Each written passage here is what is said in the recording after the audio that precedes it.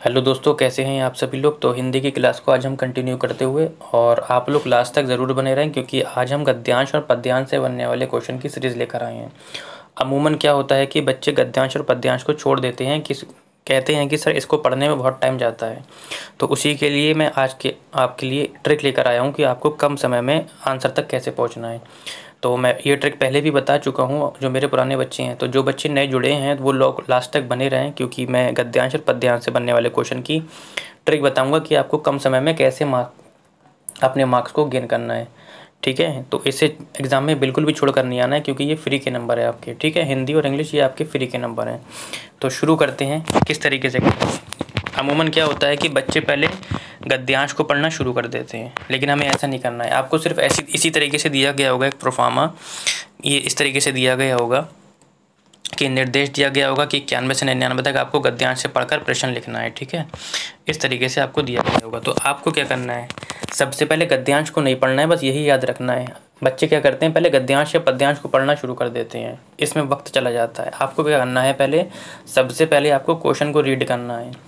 ठीक, सबको एक बार ऊपर से नीचे तक पढ़ना है और एक बार नीचे से ऊपर तक पढ़ना है। अच्छा, ऐसा करने से क्या होगा, जब आप क्वेश्चन को रीड कर लेंगे और जब आप पैराग्राफ को रीड करते होंगे, तो जो जो क्वेश्चन आपने पढ़ा होगा और जो आपका पैराग्राफ में पढ़ते वक्त टकराएगा, वो माइंड क्या होगा, आपका कैच कर लेगा और आप तुरंत वहीं रुक जाएंगे और उसको क्या कर लेंगे, सर्किल या अंडरलाइन करके आंसर पे टिक कर सकती हैं। तो टाइम बच जाएगा, पूरा पैराग्राफ पढ़ने से बच जाएगा और टाइम भी बचेगा, क्वेश्चन भी आपके गलत नहीं होंगे। ठीक है, तो सबसे पहले हम क्या करते हैं, क्वेश्चन को रीड कर लेते हैं।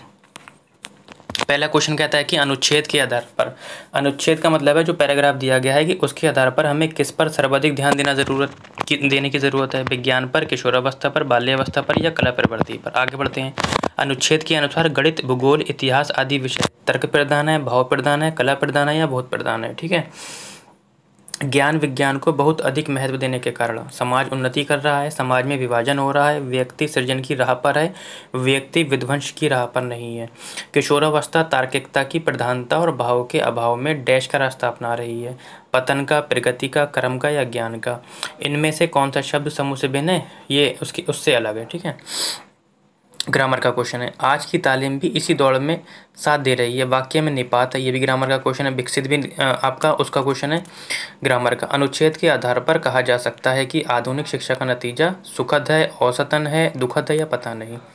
फिर कहता है कि आधुनिक शिक्षा में किस विषय को सबसे अधिक महत्व दिया जाता है। तो ये आपको पैराग्राफ पढ़ने से पता ही चलेगा। ठीक, अब आते हैं पैराग्राफ की ओर और एक एक करके आंसर को बटोलते हैं। ठीक है, देखो कहता है कि आधुनिक शिक्षा का नतीजा हमने देख लिया है। ठीक, सही से पढ़ना है, वहाँ पे जल्दी नहीं करना है, टाइम आपके पास बहुत होगा, आराम से करना है। ठीक है, कहता है कि आधुनिक शिक्षा का नतीजा हमने देख लिया है, हमने उस शिक्षा का नतीजा भी देख लिया जिसमें विकसित, देखो विकसित आ गया, इसमें से आपका पूछा था कौन सा प्रत्यय लगा हुआ है, लेकिन फिलहाल हमारा ये ऑप्शन कौन सा क्वेश्चन है, ग्रामर का है। ठीक है, देखो मिलने लगे तुरंत। मैं आपको ये बताना चाह रहा था, जैसे ही आप पढ़ते हुए जाएंगे आपका माइंड उसको कैच कर लेगा कि आप अभी जब पढ़ कर आए हैं। जैसे अभी मैंने पढ़ा, जिससे विकसित मेरे दिमाग में तुरंत आ गया, ऐसे आपके दिमाग में आ जाएगा। ठीक है, जैसे विकसित विज्ञान का सबसे महत्वपूर्ण स्थान है, तो एक क्वेश्चन आपको मिल गया विज्ञान का। कौन सा क्वेश्चन था वो, आखिरी क्वेश्चन आपने पढ़ा था कि आधुनिक शिक्षा में किस विषय को सबसे अधिक महत्व दिया गया है। तो आपको देखो एक उत्तर मिल गया आपको, जिसमें विकसित विज्ञान का सबसे महत्वपूर्ण स्थान है। देखो मिल गया पहला उत्तर। मैंने क्या कहा था आप लोगों को, कितनी आसानी हुई आपको मिलने में। तुरंत आगे बढ़ते हैं क्वेश्चन। पैराग्राफ कहता है कि जिसके कारण व्यक्ति को कहीं भी या कितना भी मिलने के बावजूद प्राप्ति नहीं होती। इसका कारण यही है कि शिक्षा के स्वाभाविक और आवश्यक अंगों को छोड़कर हमने ऐसे विषयों पर अधिक ध्यान दिया है जो मनुष्य में एक तरफा विकास करते हैं, जिनके कारण व्यक्तित्व का बड़े से बड़ा भाग अतृप्त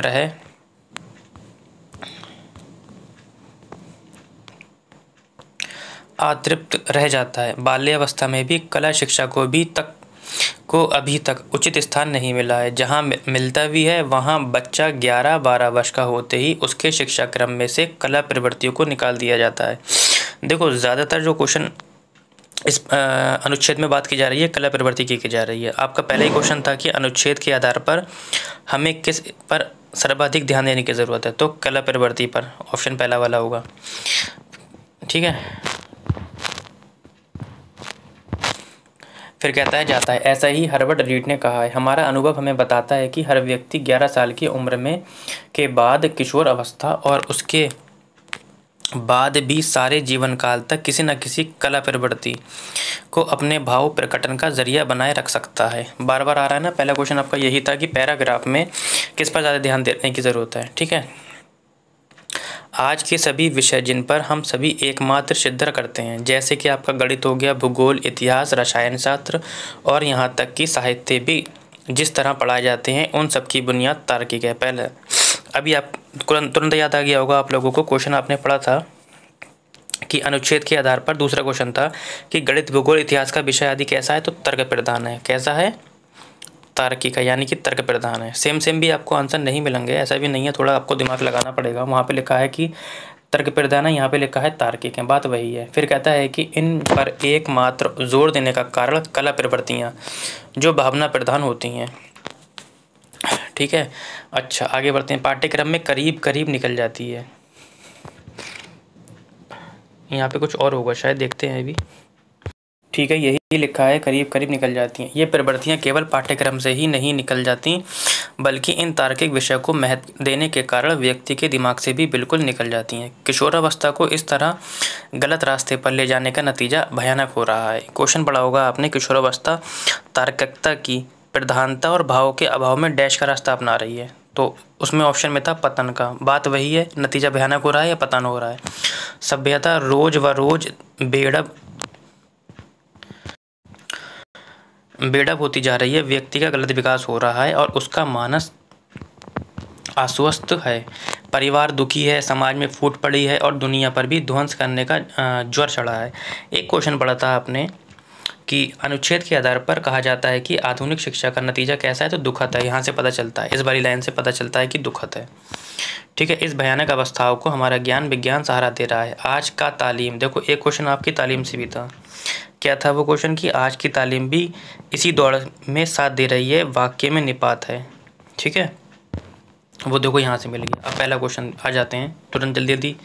कहता है कि अनुच्छेद के आधार पर हमें किस पर सर्वाधिक ध्यान देना चाहिए, तो किस पर सर्वाधिक ध्यान देना चाहिए, कला प्रवृत्ति पर देना चाहिए। ठीक, पहला मिल गया था। दूसरा देखो ये वाला भी मिला था अभी कि अनुच्छेद के अनुसार गणित, भूगोल, इतिहास आदि विषय हैं कैसे हैं, तो तर्क प्रधान है। ठीक है, उसमें तार्किक लिखा हुआ था आपका। ठीक है, देखो तुरंत कितनी जल्दी मिल रहे हैं। फिर कहता है कि ज्ञान विज्ञान को बहुत अधिक महत्व देने का कारण क्या है, तो क्या है, समाज में विभाजन हो रहा है। जैसे मैंने अभी पढ़ाया था अभी आपको कि इसमें दुख हो रहा है, बदल रहे हैं रिश्ते, ये नाते हैं ना, ये हो गया। आगे बढ़ते हैं क्वेश्चन नंबर 94 की ओर। कहता है कि किशोरावस्था तार्किकता की ओर प्रधानता और भाव के अभाव में पतन का कारण बन रही है। ठीक है, ये भी मैंने अभी बताया था आप लोगों को। कहता है इनमें से कौन सा शब्द भिन्न है, आपका ये बताना है आप लोगों को। देखो जो भिन्न है आपका अभिव्यक्ति है। अब अभिव्यक्ति भिन्न क्यों है, देखो तार्किक शब्द का प्रयोग आपका पैराग्राफ में किया गया, साहित्य का भी किया गया, स्वाभाविक का किया गया, लेकिन अभिव्यक्ति शब्द का प्रयोग पूरे पैराग्राफ में नहीं किया गया है। ठीक है, आगे बढ़ते हैं क्वेश्चन नंबर 36 की ओर, 96 की ओर। कहता है कि आज की तालीम भी इसी दौड़ में साथ दे रही है, वाक्य में निपात क्या है। देखो निपात कहते हैं किसे, पहले ये समझ लीजिए आप लोग। देखो निपात क्या होता है, किसी भी बात पर अतिरिक्त भार देने के लिए जिन शब्दों का प्रयोग किया जाता है वे निपात कहलाते हैं, यानी कि जिस पर जोर देकर बात की जाती है। ठीक है, आप ही चले जाइए, है ना, मैं भी ये कर सकता हूँ, तो जिस पर भी भार दिया जाता है यानी कि जोर देकर बात की जाती है उसे निपात बोलते हैं। निपात जैसे कि क्या क्या हो गया आपका, जैसे हो गया भी, तो, तक, ये सब क्या होते हैं, निपात होते हैं आपके। तो क्या हो जाएगा, भी। कहता है आज की तालीम भी, जोर दिया जा रहा है भी पर, और होता कि इसकी एक ट्रिक भी क्या है, यदि आप इसको हटा देते हैं, अगर हम निपात को हटा देते हैं तो सेंटेंस में कोई भी फ़र्क नहीं पड़ता, चाहे तो आप पढ़ के देख लीजिए। अभी मैं इसको हटा देता हूँ थोड़ी देर के लिए, पढ़ो, आज की तालीम इसी दौड़ में साथ दे रही है, बिल्कुल करेक्ट है। और अगर इसे लगा लेंगे तब भी करेक्ट रहेगा, तो निपात इसे बोलते हैं, समझ गए होंगे। आगे बढ़ते हैं क्वेश्चन नंबर 97 की ओर। ग्रामर का क्वेश्चन है, कहता है कि विकसित शब्द में प्रत्यय लगा हुआ है, तो प्रत्यय होते क्या है। देखो प्रत्यय क्या होते हैं, प्रत्यय वे शब्दांश होते हैं जो किसी शब्द के क्या होते हैं, अंत में लगते हैं, उसे हम क्या बोलते हैं, प्रत्यय बोलते हैं। उपसर्ग किसे कहते हैं, उपसर्ग वे शब्दांश होते हैं जो किसी शब्द के शुरू में लगते हैं, उसे हम क्या बोलते हैं, उपसर्ग बोलते हैं। अब प्रत्यय की निकालने की ट्रिक क्या है, आप जो शब्द पूछा है जिस शब्द में, उसका मूल शब्द निकाल लीजिए कि मूल शब्द क्या है। देखो मूल शब्द है इसका विकास, विकास से तो बना है विकसित। अब विकास में आपको क्या करना है, प्लस एक बार ये वाला प्रत्यय जोड़ना है। विकास में आपको एक बार ता जोड़ना है, ठीक है। इसी तरीके से विकास में एक बार इत जोड़ना है। इसी तरीके से विकास में एक बार सत जोड़ना है। अब जोड़ लो, विकास में सित जोड़ोगे तो हो जाएगा विकास सित, जबकि हमारा क्वेश्चन क्या है, विकसित, यानी कि ये वाला तो नहीं होगा। विकास में ता जोड़ोगे तो विकासत हो जाएगा, ये भी नहीं होगा। विकास में इत जोड़ोगे तो छोटी ई की मात्रा जब सामने लगाओगे तो क्या हो जाएगा, विकसित, यानी कि ऑप्शन नंबर आपका 3 हो जाएगा। आगे देखो, विकास में सत जोड़ोगे तो विकास सत हो जाएगा, ये वाला भी ऑप्शन आपका नहीं होगा। तो समझ गए होगा, जब भी आपको प्रत्यय निकालने के लिए आएगा तो आप क्या करेंगे, जो शब्द दिया गया है उस शब्द में से मूल शब्द निकाल लेंगे और चारों ऑप्शन को एक एक करके रख लेंगे, उसमें से प्लस करके रख लेंगे। जो भी आपका सेट हो जाएगा वही आपका क्या होगा, प्रत्यय होगा। ठीक, आगे बढ़ते हैं क्वेश्चन नंबर 98 की ओर। और क्वेश्चन नंबर 98 कहता है कि अनुच्छेद के आधार पर कहा जा सकता है कि आधुनिक शिक्षा का नतीजा क्या है। आधुनिक शिक्षा का नतीजा बड़ा दुखद है, ठीक है, ये भी मैंने अभी आपको बताया था। आगे बढ़ते हैं, तो वीडियो लंबी हो जाएगी तो आज के लिए हम क्वेश्चन इतने ही लेते हैं। और इसकी PDF को प्राप्त करने के लिए आप हमारा टेलीग्राम भी चैनल ज्वाइन कर सकते हैं, जिसका लिंक मैंने डिस्क्रिप्शन में दे दिया है। अगली क्लास के लिए आप लोग तैयार रहें। और कहता है कि आधुनिक शिक्षा में किस विषय को सबसे अधिक महत्व दिया जा रहा है। अभी मैंने बताया था आप लोगों को, सबसे ज़्यादा विज्ञान को महत्व दिया जा रहा है, ठीक है। तो आज के लिए इतना ही। क्लास कैसी लगी कमेंट सेक्शन में बेटा आप लोग ज़रूर बताएं।